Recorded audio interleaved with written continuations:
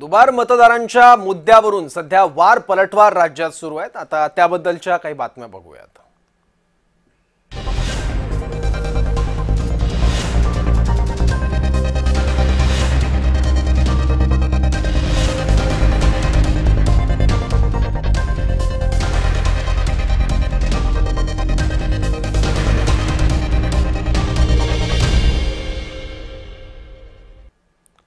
स्थानिक स्वराज्य संस्थांच्या निवडणुकांचं बिगुल आज वाजलंय, त्यामुळे प्रत्येक पक्षाला आता या निवडणुकांसाठी रणनीती आखावी लागणार आहे। या अनुषंगानेच निवडणुकांबाबत मुख्यमंत्री देवेंद्र फडणवीस आणि दोन्ही उपमुख्यमंत्र्यांमध्ये चर्चा झाल्याची माहिती विश्वसनीय सूत्रांनी जय महाराष्ट्रला दिली आहे।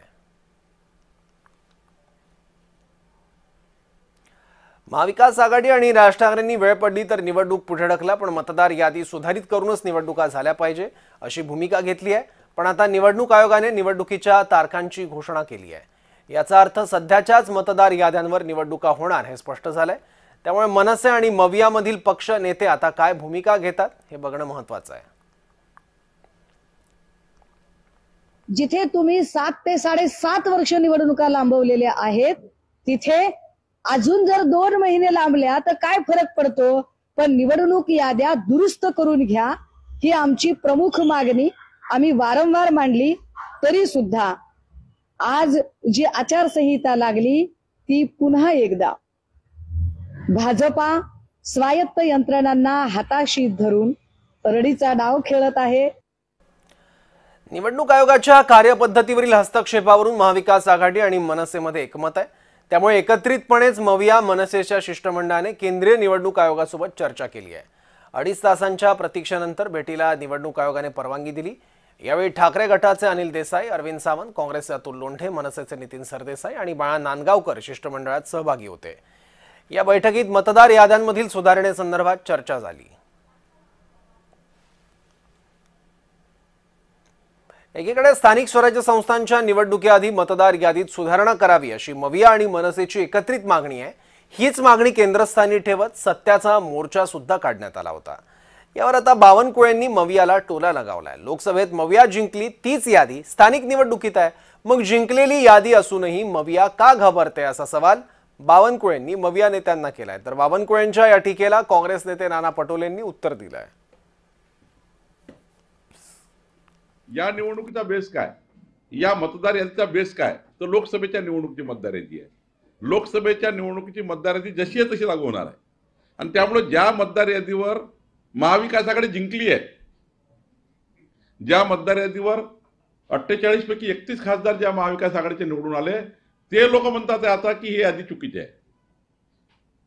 म्हणजे आता ते निवडणूक विधानसभा हरले म्हणून म्हणतात चुकीची आहे, ते नगरपालिका हरणार आहे म्हणून म्हणतात चुकीची आहे। बेस काय? बेस हा लोकसभेची मतदार यादी आहे आणि ती यादीवरच तुम्ही जिंकलेले आहे। आता हरण्याच्या मानसिकतेमध्ये तुम्ही खोटं बोलतायत। बावनकुळे आपल्याला चुकीचं सांगताय आणि प्रेसला पण चुकीचं बोलताय। त्यांना प्रश्न विचारला पाहिजे होता की लोकसभेच्या यादीच्या नंतर महाराष्ट्रामध्ये जे 46 लाख मतं वाढली 3.5 महिन्यामध्ये, ती मतं कोणाची आहे हा प्रश्न आम्ही विचारतोय। आणि म्हणून लोकसभेच्या यादीचं उदाहरण देऊन अगर चंद्रशेखर बावनकुळे दिशाभूल करत असतील तर त्यांनी ते थांबवावं, वस्तुस्थिती लोकांच्या समोर मांडावी। राज्यात मतचोरीचा मुद्दा बराच तापत चाललाय। विरोधकांकडून निवडणूक आयोगाच्या कार्यप्रणालीवर सतत आक्षेप घेतले जात आहेत। दोन्ही ठाकरे बंधूंनी दुबार मतदारांचेही आरोप केले आहेत। यावरूनच मवियाचे उमेदवार ज्या मतदारसंघात जिंकले तिथल्या मतदार याद्यांवरून भाजपचे मुंबई अध्यक्ष अमित साटम यांनी मवियावर निशाणा साधलाय। एकूण 5 मतदारसंघातील मुस्लिम दुबार मतदारांची आकडेवारी देत त्यांनी ही मतचोरी आहे की वोट जिहाद असा सवाल केलाय। धुळे मतदारसंघ जिथे मविया काही हजार मतांनी जिंकली आणि तिथे धुळ्यात दुबार मुसलमान मतं आहेत 45,797। बीडमध्ये मविया 6,553 मतांनी विजयी झाली, तिथे दुबार मुस्लिम मतदार आहेत 67,679।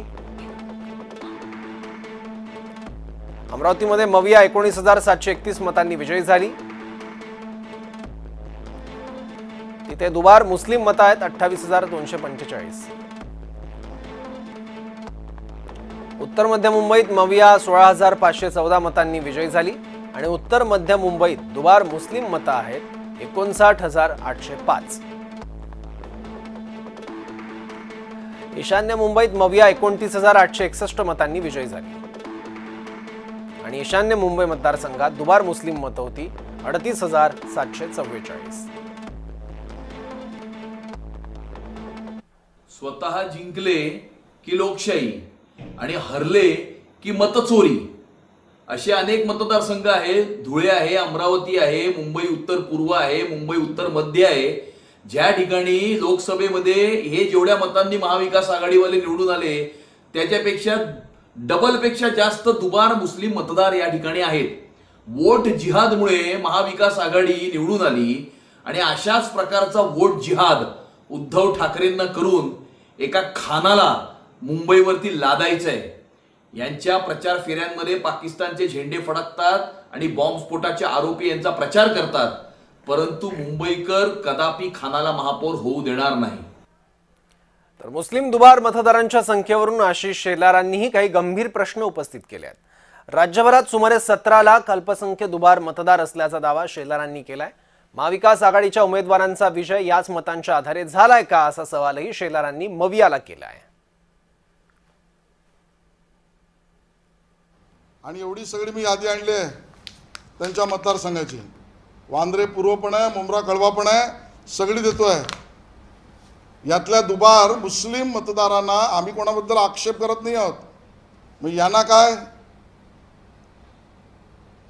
यांच्याबद्दल वेगळा नाही. हिंदू दुबार मतदारांना वेगळी भूमिका, मुस्लिम आणि अल्पसंख्याक दुबार मतदारांना आरती ओवाळायची. शिवसेना ठाकरे गटाचे नेते अखिल चित्रेंनी एका व्हिडिओच्या माध्यमातून आशिष शेलारांवर निशाणा साधलाय. आशिष शेलार नाही तर आशिष कुरैशी असल्याचं शेलारांनीच एका भाषणात सांगितलं असं म्हणत चित्रेंनी एक व्हिडिओ ट्विट केलाय. जाहीर भाषणात शेलारांनी स्वतःचं नाव सांगून सुद्धा निवडणूक आयोगाने मात्र त्यांचं नाव बदललं नसल्याची खोचक टीका चित्रेंनी केली आहे. कुरैशी हाजी अराफत के जैसा होता है, कुरैशी ईमानदारी से रोजगार करता है, कुरैशी किसी से डरता नहीं है और सर झुकाना है तो उस ऊपर वाले के सामने झुकाता है. अगर इन बातों से कुरैशी बनता है तो आशीष शेलार भी आज से कुरैशी है.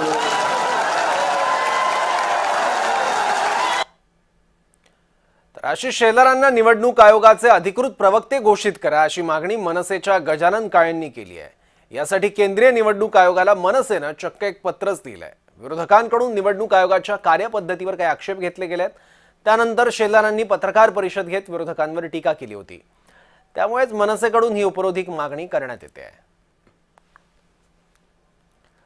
तर केंद्रीय निवडणूक आयोगाला लिहिलेल्या पत्रात काय म्हटलंय पाहूयात. मनसेने निवडणूक आयोगावर ताशेरे ओढलेले आहेत. आयोगाला प्रश्न विचारले की भाजपच्या लोकांना राग येतो.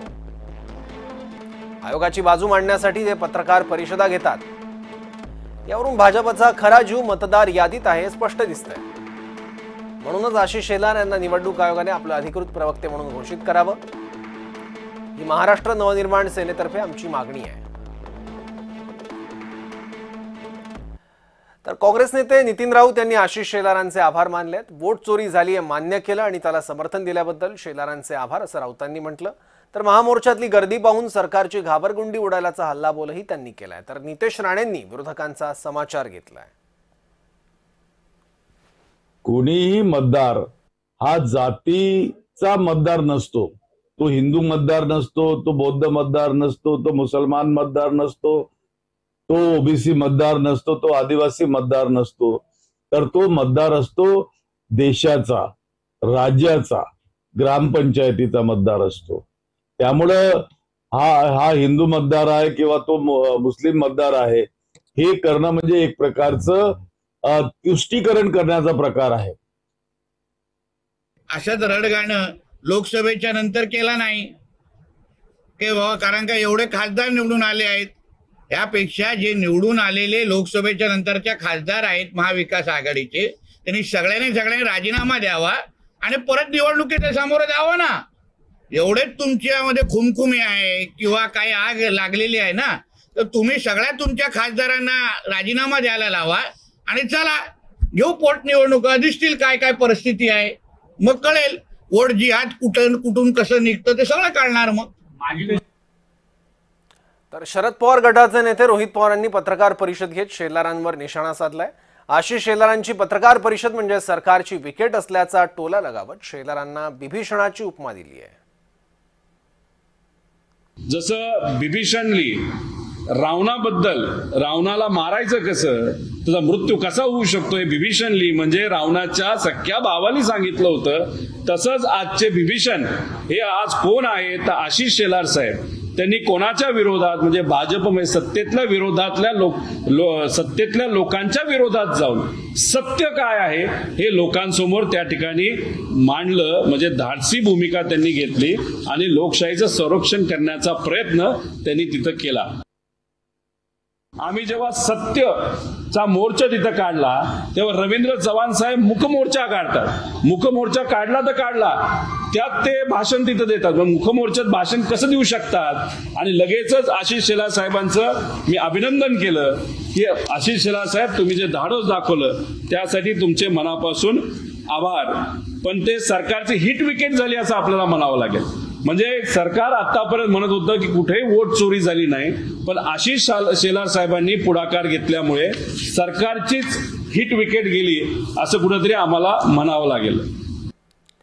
तर मतदार याद्यांमधल्या त्रुटीचा मुद्दा न्यायालयात देखील गेलाय। या संदर्भात न्यायालयात काही याचिका दाखल करण्यात आल्या होत्या, पण मतदार यादी जाहीर झाल्यावर न्यायालयाचा हस्तक्षेप अशक्य असल्याचं उच्च न्यायालयाने म्हटलंय।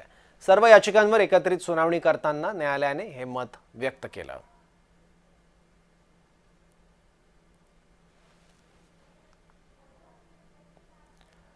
तर विरोधकांनंतर दुबार मतदार याद्यांवरून महायुतीतलाच पक्ष शिवसेना सुद्धा आक्रमक झालाय। नाशिकमधील वाढत्या दुबार मतदार याद्यांबाबत तक्रार करणार असल्याचं शिवसेना पदाधिकाऱ्यांनी सांगितलंय।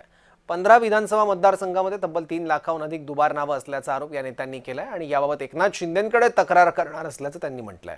पाहूयात। या विधानसभा मतदारसंघात तब्बल 3 लाख जे मतदार आहेत त्यांचं उभार नाव हे मतदार जे आहेत याद्यांमध्ये आलेलं आहे अशा पद्धतीचा आक्षेप या सगळ्या लोकांनी घेतलेला आहे आणि या सगळ्या संदर्भात त्यांनी प्रशासनाला एक निवेदन सुद्धा दिलेलं आहे। या सगळ्या गोष्टी संदर्भात आपण माहिती घेऊया। खरं तर मागच्या काही दिवसांपासून विरोधकांकडून आंदोलन करण्यात येत आहे। आपण सुद्धा नाशिकमधले 4 विधानसभा मतदारसंघातून हे सगळे बोगस नावं हे काढलेलं आहे। काय नेमकं हे सगळं प्रकरण काय झालं, आम्हाला पक्षाच्या वतीने यादी भाग जो असेल त्याची पडताळणी, चाचणी, तपासणी करायला लावली की आपल्या मतदारसंघात कुठले मतदार आहे, त्यांची आपली ओळख आहे की नाही। आपण यादीवर काम करावं, पक्षाचा आदेश असताना ते काम करत असताना आम्हाला बरीचशी नावं एकसारखी सापडली। आता एका यादीत इथं दिगंबर सोनवणे 1268 नंबरला दिसतं, इथं 1267ला दिसतंय। म्हणजे हे तपासत असताना मग जी काही नावांचे आम्हाला पत्ते सापडले नाही किंवा त्यांचे नंबर मिळाले नाही किंवा घर क्रमांक, म्हणून आम्ही ते विधानसभा निहाय तपासण्यात करण्यात गेलो की हे कुठं आहे बा दुबार नाव। 2-3 दिवसापूर्वीच नाशिक महापालिकेचे निर्णय अधिकारी आहे त्यांच्या ही बाब निदर्शनात आणून दिली आहे की एवढे 3 लाख मतदार जर दुबार आहेत तर ही निवडणूक कशी घेणार आपण, आणि हे संविधानात्मक आणि लोकशाहीला घातक अशी ही प्रक्रिया आहे। ही शासकीय BLO मार्फत केलेल्या नोंदणीची आपण दखल घ्यायला हवी, या आशयाचं आम्ही त्यांना एक निवेदनही दिलेलं आहे। आज आम्ही कलेक्टर साहेबांना पण हे निवेदन देत आहोत। व्हिडिओ जर्नलिस्ट दीपकसह मी किरण गोटूर, जय महाराष्ट्र न्यूज, नाशिक। आणि याचबद्दल बोलण्यासाठी राजकीय विश्लेषक जयंत माइंडकर आपल्या सोबत आहेत। जयंत सर, पहिल्यांदा तर घोषणा झालेली आहे, पण ही घोषणा होण्यापूर्वी बरंचसं राजकीय नाट्य राज्यात बघायला मिळतंय दुबार मतदारांच्या यादीवरून, त्याबद्दल मला तुमचं पहिल्यांदा विश्लेषण ऐकायचं आहे। हा जो 45 लाखाचा मुद्दा आहे म्हणजे बावनकुळेंच्या पासून त्यांच्या पासून की जर का तुम्ही त्या मतांवर जिंकला तर तुम्ही का बोलता, हे जे त्यांचं म्हणणं आहे। पण ते बावनकुळेंनी म्हणजे नाना पटोले जे म्हणाले ते अगदी बरोबर आहे की त्या लोकसभा ते विधानसभा या दरम्यान काही 2-3 महिन्यात केवळ 45 लाख की कसे वाढले याचं उत्तर ते देत नाहीत, इलेक्शन कमिशन देत नाही। म्हणजे ज्या पद्धतीने राज ठाकरेंनी सांगितलं, इलेक्शन कमिशन जे प्रश्न विचारत आहे त्याचं कुठलंही उत्तर देत नाही, हा प्रकार आहे। पण महायुतीला असं लक्षात येत नाहीये की जेव्हा तुम्ही हिंदू मुस्लिम करत 17 लाख मुस्लिम मतदार आले असं म्हणत 17 लाख म्हणजे 45 लाखापैकी जर का 17 धरले तर जवळपास 1/3 होतात. म्हणजे एक प्रकारे महायुतीतला नेता आशिष शेलार जे मंत्री आहेत ते स्वतः एक प्रकारे मान्य करत आहेत की 45 लाखांचा जो आरोप होता त्यातले 17 लाख खरंच बोगस वोटर्स किंवा डबल असणारे आहेत. आता ते हिंदू असू देत की मुस्लिम असू देत, प्रश्न असा आहे जो मुद्दा उपस्थित केलेला आहे महाराष्ट्रापुरता 45 लाखाचा आणि बिहार पासून अगदी म्हणजे बिहारमध्ये तो वेगळा असेल, देशभर वेगळा असेल. प्रश्न हा आहे की आज कम्प्युटरायझेशनच्या जमान्यात, डिजिटायझेशनच्या जमान्यात जर अशा प्रकारचे डबल मतदार आलेले असतील तर ते काढणं हे एखाद्या पक्षाच्या प्रतिनिधीचं काम नाही, तर ते काम आहे इलेक्शन कमिशनचं. आणि इलेक्शन कमिशन ते काम करत नाहीये आणि याच्याकरता या याद्या पाहून विरोधी पक्षांना त्यांचं काम करावं लागतंय. आणि विरोधी पक्षांनी केलेलं काम हे काही प्रमाणात सत्य आहे. हे सत्ताधारी पक्षाचे मंत्री बरोबर नाही. आज आपण भाजप नेत्यांची सुद्धा वक्तव्य बघितलीत सर, तर यामध्ये त्रुटी आहेत हे त्यांनी मान्य केलेल्या आहेत, दुबार मतदार आहेत हे सुद्धा मान्य केलं आहे. पण त्याचा आता धार्मिक राजकारणासाठी त्या पण मुद्द्याचा वापर केला जातोय का, वोट जिहाद असं म्हणून? आता म्हणजे याचा अर्थ असा घ्यायचा का तुम्हाला मुस्लिम असो की हिंदू असो, पहिली गोष्ट मी 45 लाखाच्या पैकी 17 लाख जर का तुम्ही म्हणत असाल तर 1/3 जास्त मतदार हे दुबार आहेत हे तुम्ही मान्य करता. म्हणजे विधानसभा निवडणुकीच्या वेळेस जो मुद्दा उपस्थित केला गेलेला होता विधानसभा निवडणुकीच्या नंतर की 45 लाख बोगस मतदार होते, तो सत्ताधारी पक्षांनी 1/3 आत्ताच मान्य केलाय. हा मुद्दा खरा आहे. उर्वरित 28 लाख आहेत की नाहीत हे जरा पूर्ण चेक करा. माझं इतकंच म्हणणं, एकमेव मुद्दा मी सदैव मांडत असतो. हे बघा, मी सौरभ स्वतः अगदी बॅलेट पेपर पासून पाहिलेलं आहे मतदान. त्यावेळेला किती कागद मिक्सिंग करताना, बॅलेट मिक्सिंग करताना त्रास व्हायचा.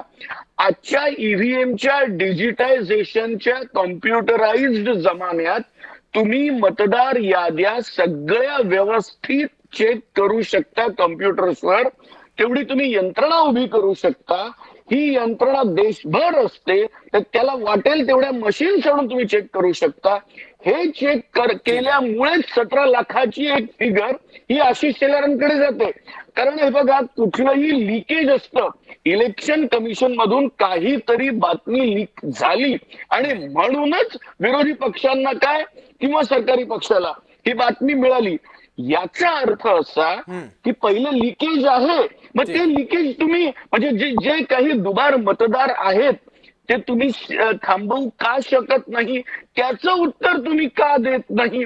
माझ्या दृष्टीने सर्वात महत्वाचा प्रश्न हा आहे की खरं तर आता आशिष शेलारांनी 17 लाखाचा मुद्दा काढून त्याला हिंदू मुस्लिम ते कलर देऊ देत, मतदार हा फक्त मतदार असतो. एक प्रकारे त्यांनी मान्य केलेलं आहे की विधानसभा निवडणुकीत सुद्धा 17 लाख लोकांनी दुबार मतदान केलेलं आहे. आणि हे दुबार मतदार मुस्लिम आहेत असा अंगुली निर्देश सुद्धा केलेला आहे आणि ही मतं मवियाला मिळाली असा सुद्धा भाजपचा रोख आहे. मग भाजपने इतके दिवस तक्रार का केली नाही, हा सुद्धा एक मुद्दा आणि प्रश्न उपस्थित होतो. सर धन्यवाद, आपली वेळ संपत आलेली आहे. आपण महत्वाचं विश्लेषण केलं, महत्वाची माहिती आमच्यापर्यंत पोहोचवली त्यासाठी. आणि याचं जयम विशेषमध्ये इथेच थांबूयात. पाहत राहा जय महाराष्ट्र.